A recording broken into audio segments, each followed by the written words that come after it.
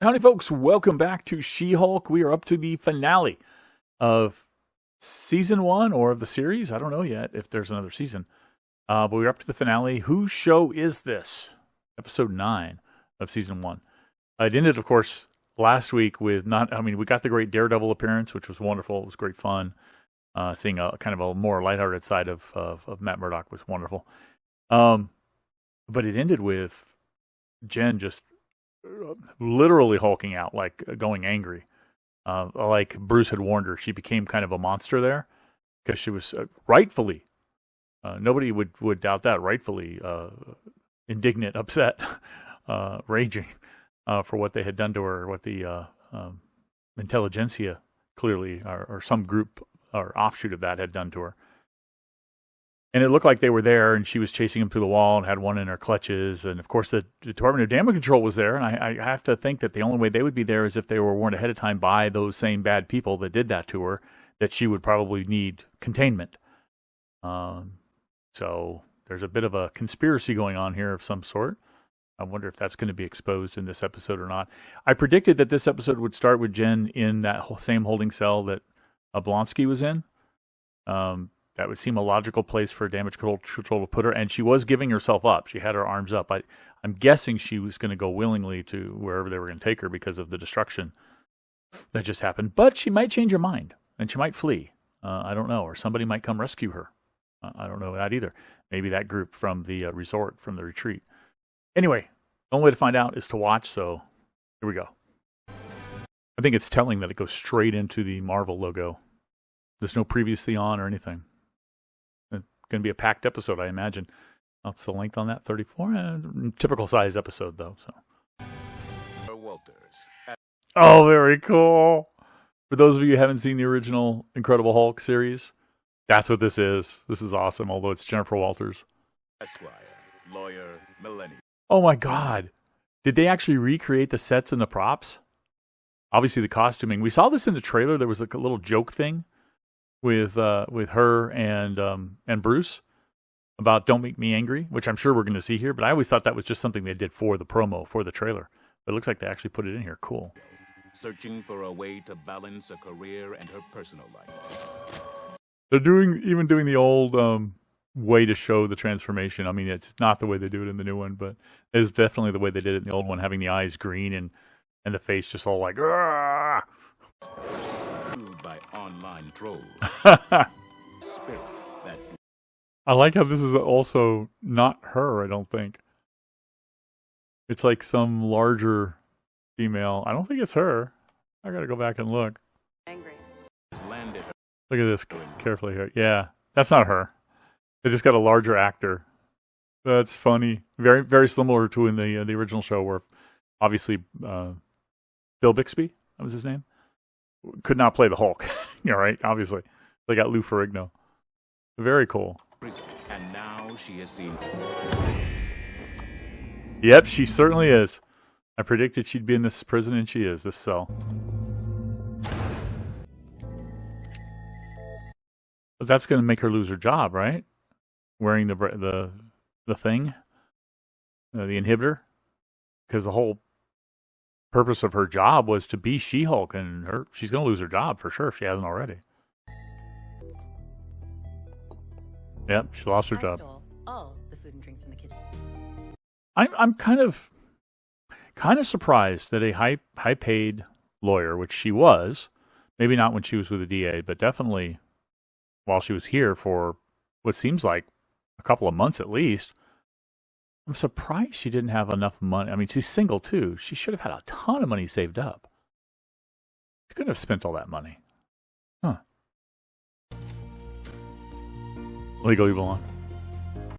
I mean, I could imagine her liking that movie as a kid, but it just reminded me of watching the Harley Quinn animated show, where there was a running gag between her and Joker, Harley Quinn and Joker, about watching Reese Witherspoon movies, and Legally Blonde being his favorite. We work together at the district attorney's office, and not that guy. I blame her grandmother. Huh? Did he say he blames her grandmother? That'd be Bruce's grandmother as well. presumably, if they were on the same side. If they're talking about the same grandmother. What did that have to do with anything? Case for me. No! She can't move things. She can't be the Hulk. Right, you can't. Emil. Oh. I mean, it kind of makes sense. Go back to the. Is it the resort? Is that what they call it? Or retreat? Go back to the retreat. It makes sense. Bro. Got to be a guy, so it's got to be their partner, their coworker. Pug, are you still here? Yep. I need a favor. Mother Pugger. Uh-oh. He knows. Todd Phelps? I created Intelligentsia. Okay, so he is the one behind it. He is Hulk King. That we're not just talking. Are we going to see some of the others, like the one who actually, Josh? Is he going to be here? We're real action. And is he still involved? There's been some theories that he is just putting on an act here of being reformed. That this guy is still part of Intelligentsia. Or, I mean, he's part of the Wrecking Crew, but that he's still working for them, basically. You could use a cup of tea. Because the leader, the Hulk King, who we now know, was also on that Wrecking Crew team. He was also one of the ones. He was the one who tried to inject her or get the blood from her and bent the needle. In friend's ear. Thanks. Wait a minute.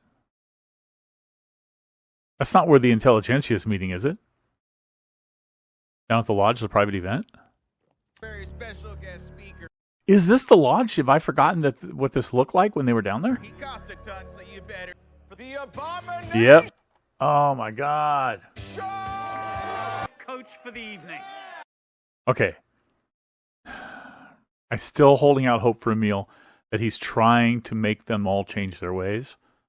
And he's doing it the best way he can, and he's not really bad. Only Bob.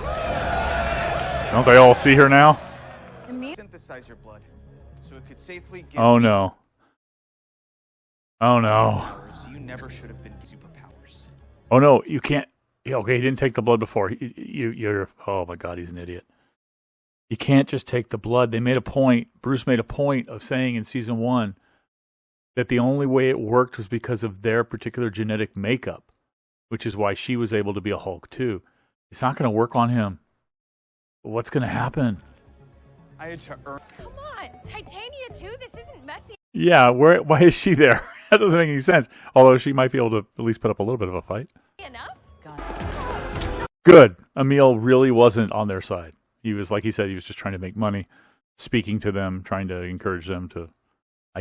I would hope to encourage them to be better people, but we never got that far. But he definitely is protecting Jen. That's good. Hey, Bruce is finally here. Bruce? None of these storylines make any sense. They don't. She's dreaming. Is this working for you? Hey, what do you think you're doing? All right. Oh, look at her climbing through.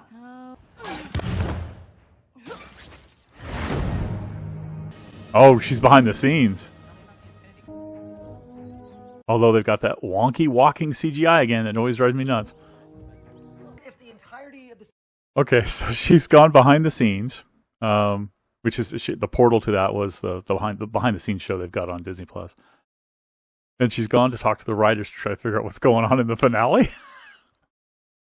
This is the ultimate fourth wall break. second season is one. Okay, then I I like how it's Kevin with periods. want to talk to Kevin. Immeasurable. I want to know why they put periods on it. Like it's an acronym or an initialism of something. Not really Kevin Feige they're talking about. Okay. Elaborate. Bye-bye now. They're going to make the joke that Kevin Feige is a robot, right? Or an AI. Oh my God, it's very much like Portal, the video game, where Gladys is just like this honking computer with like this orb interface. You are very expensive. Oh, sure. But wait until the camera is off you. The visual effects team has moved on to another project. You know, the only way they have to end this with the real Kevin Feige coming in and destroying this thing. You know that, right? Net. Well, man. I cannot tell you that. Okay, back Like I said, when we get an X-Men, and then she thumbs up the audience. That's awesome. to She-Hulk. I do have a budget-friendly way to do this. I just Todd! Wait a minute. What am I doing here? Here to help, but not in the way he may have thought. Hey, Daredevil. So how are they going to... Hang on a minute. I think her friends are here too, right? So how is she going to prevent Nikki from knowing that Matt is Daredevil? Nikki knows she hooked up with Daredevil, and now she's taking Matt to dinner at her folks' place? This is going to be tricky. Hey, he is back. So, Kevin was right. He has to come back to explain things. And then she was like, no, just save it for the movie. Yeah, people who've been talking about the whole, I forgot what it's called now. Something Hulk. Not World Hulk. What is it? Anyway, whatever. The whole, getting all the Hulks together thing said that part of that comic storyline is that he was called back to Sakaar because he had a son. And so, sure enough, they're playing that in here. Wow, your family. Can you share any details? She got her job back. Interesting that he went ahead and gave her job back. At least it seems to be, because she's in She-Hulk form, which she didn't prefer to be in. And she's going into a courtroom seemingly after I don't know. Let's find out. About your lawsuit against Todd Phelps and now tell our viewers, who are you wearing to court today? Okay.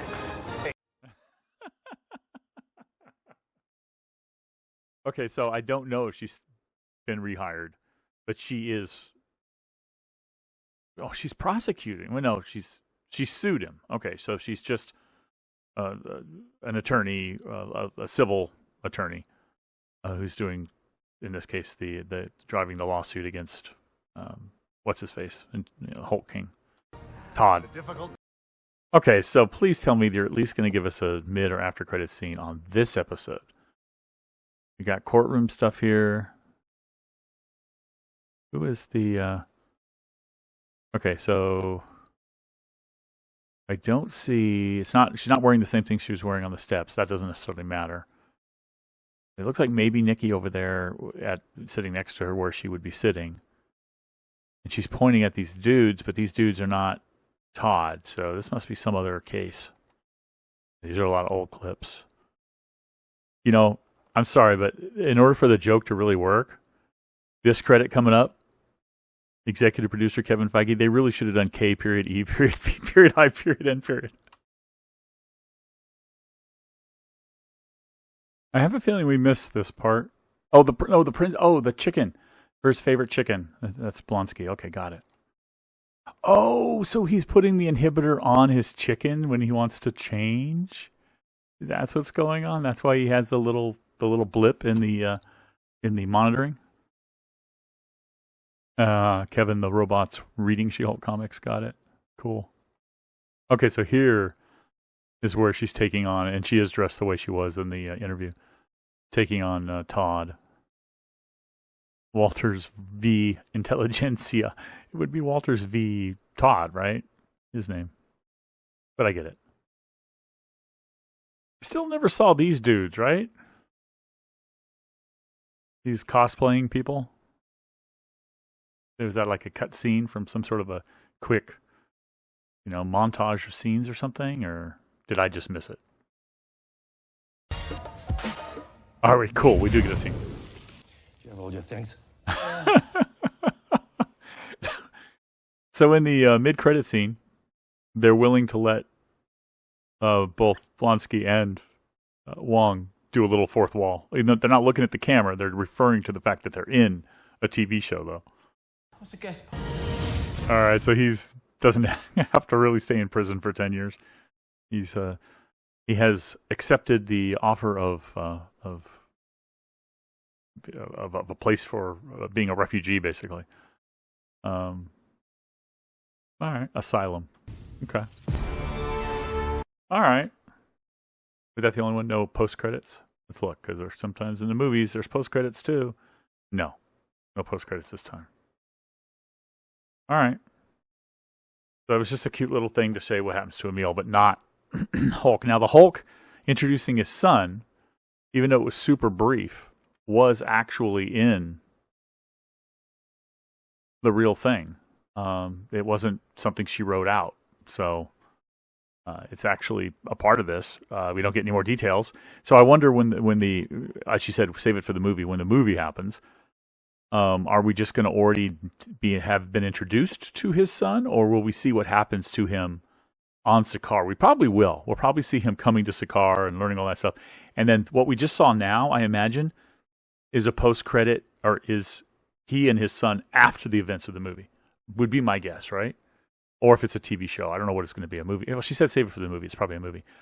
So I imagine they go through the entire movie, and then they return to Earth, and he introduces his son to his family. I'm guessing.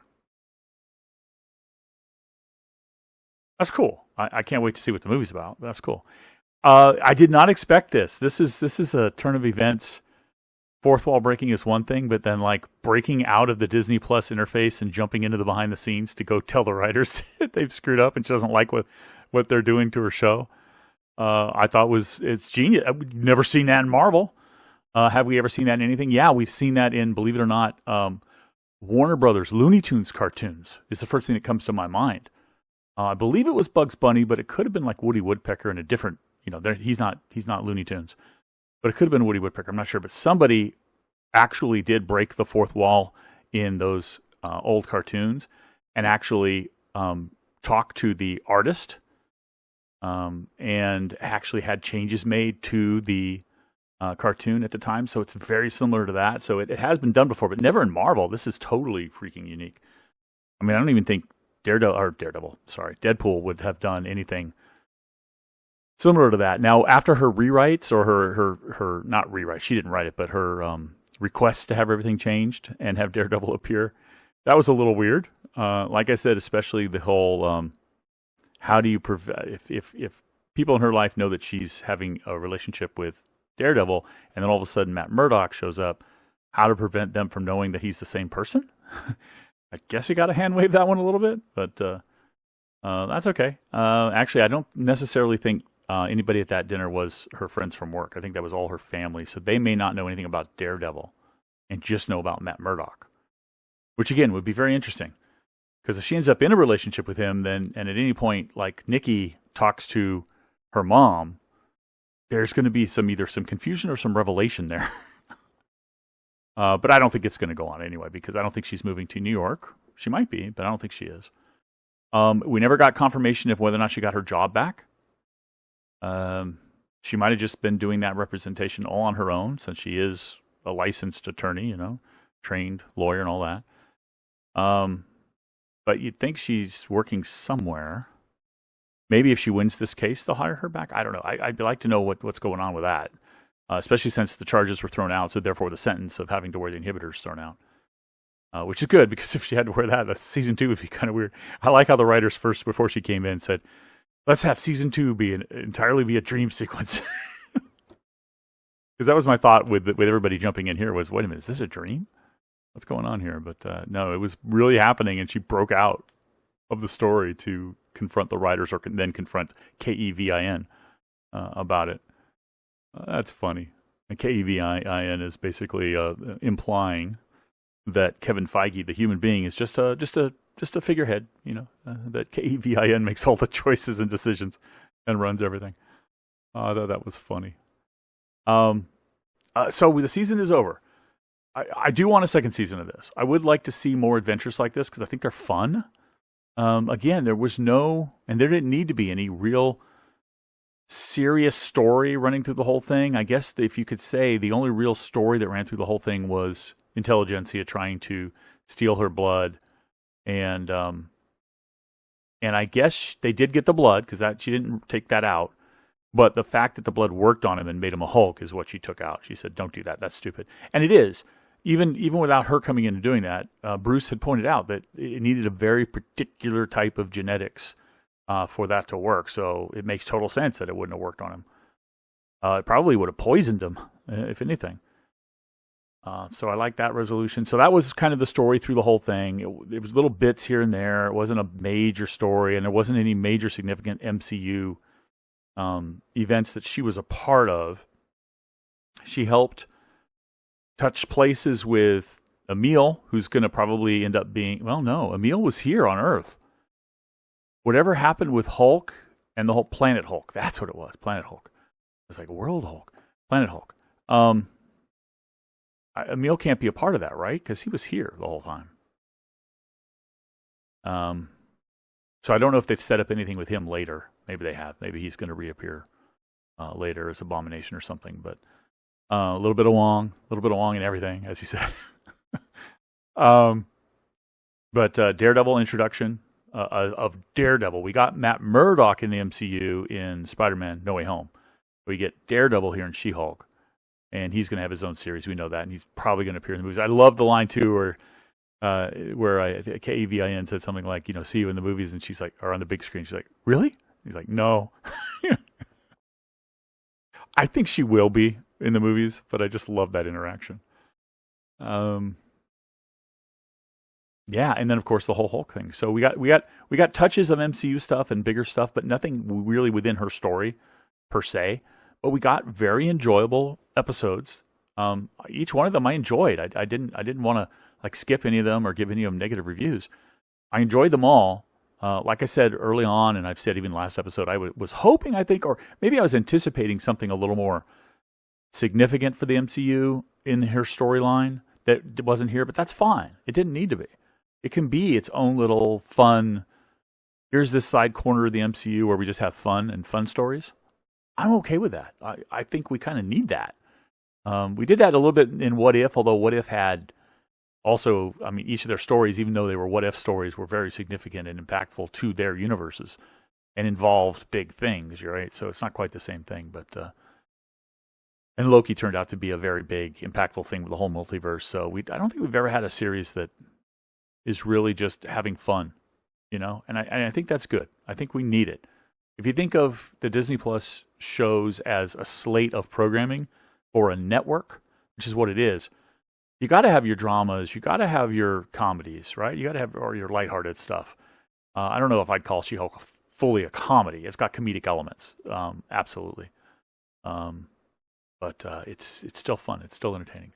Anyway, guys, let me know in the comments what you thought about this entire season, what you thought about this finale, what you thought about the mega fourth wall break in this one. And also, are you looking forward to a season 2? Is there going to be a season 2? Do you want a season 2? And are you happy with the format of this? How it is just entertaining stories along the way with a little thread tying them together, but nothing really big and, epic. Let me know. Thanks for watching. I'll catch you next time. Bye-bye.